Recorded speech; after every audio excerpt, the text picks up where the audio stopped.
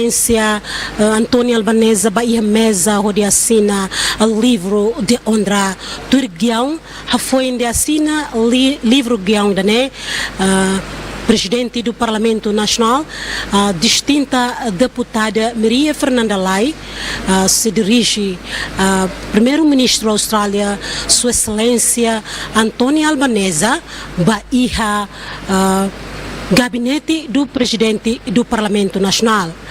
Foi halo encontro e minuto balão.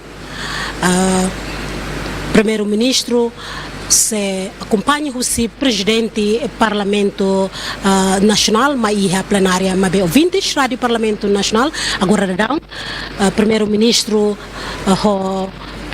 acompanha o Presidente do Parlamento Nacional e a ONA varanda principal, onde assina mesa principal, assina o livro da honra.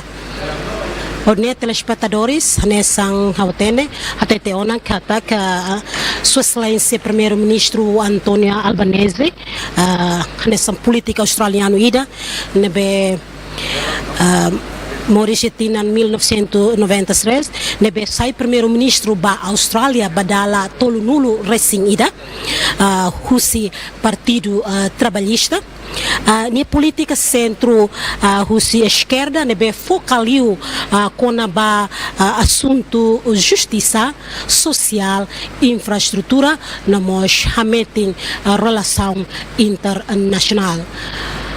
Telespectadores no ouvintes na fatin e a ecrã da também Primeiro-Ministro assina o livro de honra, acompanha o Presidente do Parlamento Nacional, distinta deputada Maria Fernanda Lai, dirige o protocolo do Parlamento Nacional, senhora Isilda da Silva, a delegação continua a gabinete do Presidente do Parlamento Nacional.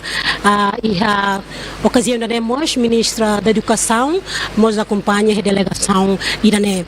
Ordem telespectadores no ouvintes, Rádio Parlamento Nacional e a frequência se nulo recém rua.cia MHz, onde a frequência larga